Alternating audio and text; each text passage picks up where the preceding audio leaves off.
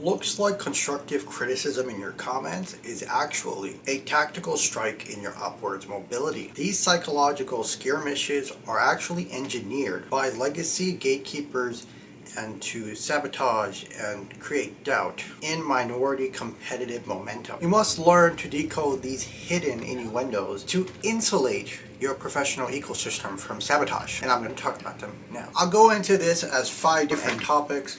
The first one will be the new digital redlining, linguistic landmines and tactical discouragement, the Psychology of Gatekeepers manual, and insulating the professional ecosystem.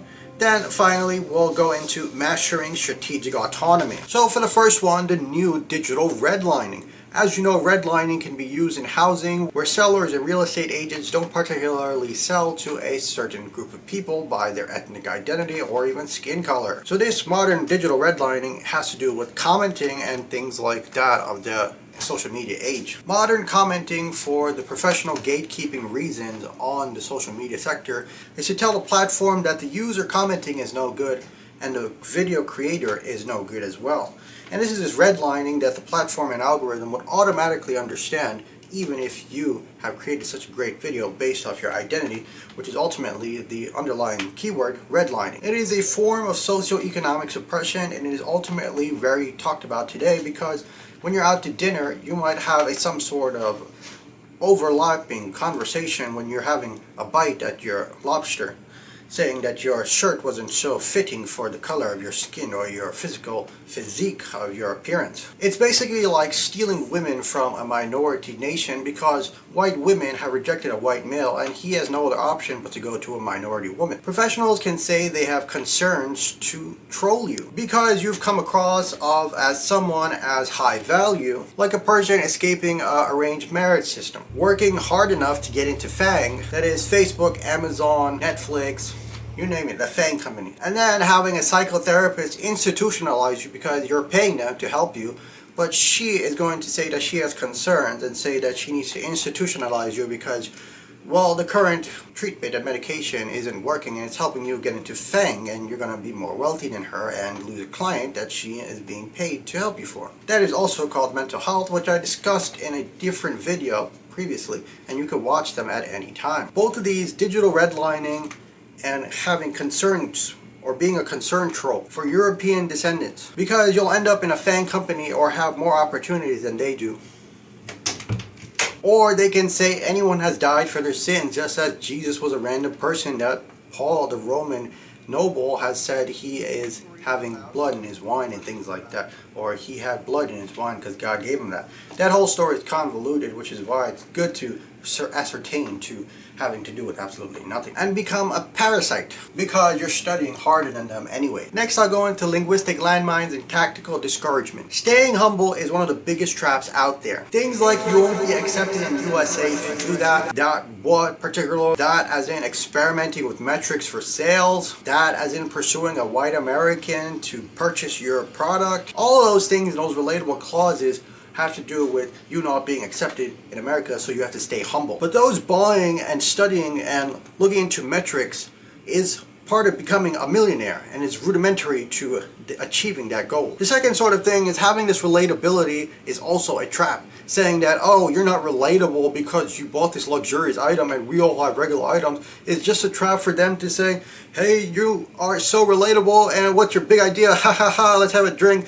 And then they have a little bit extra money than you because they've been saving up to tell you exactly, they will be producing exactly what your idea was, but with a little twist, and hopefully they become a millionaire. Then there's the passive-aggressive rage bait. Inquiries about sustainability are often said to seed doubt and create that sense of doubt so that you lose your position. And having this passive-aggressive inquiry to what it is, your relatability, or this passive-aggressive inquiry to being humble is ultimately a trap, and it's both of them are passive-aggressive, and it's constantly done as in redlining and commenting on the internet and being a concern troll. So now I'll go into the Psychology of Gatekeepers and their manual. There is the advent of the crab bucket synchronization system. Phenomenon, coined as the crab bucket syndrome. If one crab tries to climb out, the others will pull it back down, ensuring that none of them will ever survive. grassroots skepticism, where the grassroots skepticism isn't so organic because it has to do with the ability that gatekeepers and legacy gatekeepers, their social engineering can create this organic grassroots effect from their administration that has given the rise to someone who is not at the top to have this sort of decision. They come from the bottom saying that all these Indian people in these top companies and all these minorities in these top companies are no good for the USA because, well, the grassroots skepticism from the bottom, they have said, is the decision that they have made, and that's the people who are going to shape the future. And it's ultimately all organic according to definition, but we know it's inorganic because a lot of billionaires are also racist themselves. Sure, both modern digital commenting and concern trolling is bad. So is passive-aggressive inquiry. Staying humble, being relatable are also bad. But here's what's worse. The fear of driving legacy stakeholders into a post-devil advocates sort of identity. They become devil advocates about posts that are innovative, then they'll use their influence to muffle out the rising minority who wants to become a millionaire.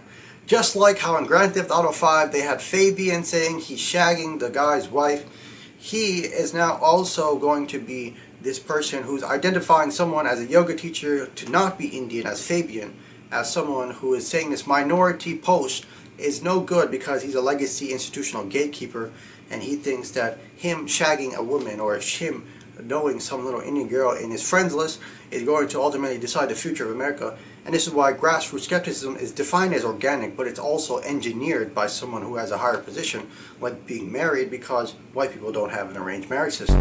And they ultimately have the US military terrorizing the world if it doesn't go their way. Next, I'll go into insulating the professional ecosystem. To my fellow regular viewers, I want to say thank you for watching. And I want you to feel free to comment and share anything you like, as we could get a deep conversation about anything you want to talk about. I might not be so open to talking about it, but hey, you can contact me if you agree with my videos, as we do want to see this channel grow for the ultimate reason to be able to feel free in this free world that we want to create content, even if we are the most dilapidated and unrecognizable person, even being called a P-word on the internet as we are, and I am still being called today. So insulating the professional ecosystem has to do with AI. We value discussion over bitter criticism. So these grassroots skepticism and crab bucket synchronization, where a crab pulls down a crab from escaping to have the ultimate demise altogether, have stakeholders, social engineering, digital frontline redline commenting, and concern trolling to stay humble, to stay relatable, just to say everything white America is doing with their military sanctions, social media fang, and hiring minorities under their boss leadership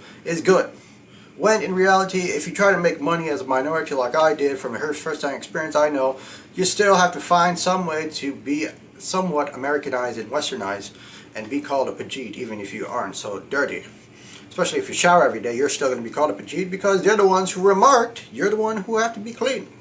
So if you like it, what you're seeing so far, hit that like and subscribe. I was going to close out this video in the next 5 minutes. And basically what I do to combat this sort of situation is I contact New York State, and you could contact New York State from any sort of state in the world. You can even contact the president from any location in the earth because they have that sort of agency. Plus I game, I work, I play guitar, I code, I touch grass, and I do all these things just to stay calm, but it does engulf the entire schedule that I have, so it is quite ruthless. And there's also AI. And AI wants everyone to have a good discourse, but AI also doesn't let you tackle the things that aren't considered standard, and you might be considered an outlier or someone crazy because you would know in the situations like Pajit being called that, the situation like being called on the internet is something you could do something about, but the standardization is such that you can't talk about it. And so I'll go into mastering strategic autonomy. What you can do is get physical, but there are literally 200 million of these guys who are in the majority in USA, so you have to do something that's parallel systems to the USA, that sooner or later the USA will sanction and say that they don't want any of their white Americans to be experiencing this minority parallelism, so your country will be tariffed and sanctioned, but someone in your country will be a millionaire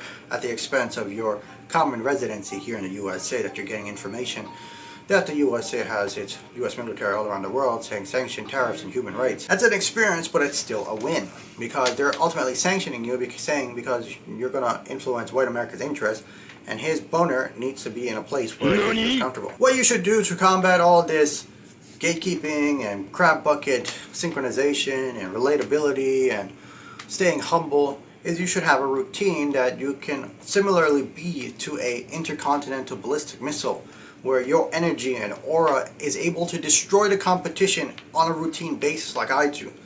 And they know it is this one specific person who's doing it, and they have nothing to do about it but to walk around, have a conversation, and wait till it disperses and it's over. That is a huge win, and it's only because you are able to do it on routine that they think it's a threat, and they'll be able to sanction your country for, which is why your countrymen, even if they are dumb, will adopt it even more fiercely. And then at the end, if you really want to win, it's because you've been called a P word on the internet, and they've come down and have been put down low. Picked him up by his shirt and put him down in that position to call you a P word because he saw your video and he wasn't scared to see it, and you know that you won the situation because of that. Thank you for watching, my fellow friends, and I hope to see you in the next video. My name is Urav Deh, and I make videos about competition based off my experiences here in New York City. And I was a cab driver, a regular student, a regular retail worker. I've done everything, including working in a Manhattan building, and I've seen the USA, but it ultimately comes down to who is the most sexy and who is the most appealing and not so physically aggressive for what he does his atrocities for, and it gets nothing to say about it. Anyway, if you like this video, hit that like and subscribe. Thanks for watching, and I hope to see you in the next one.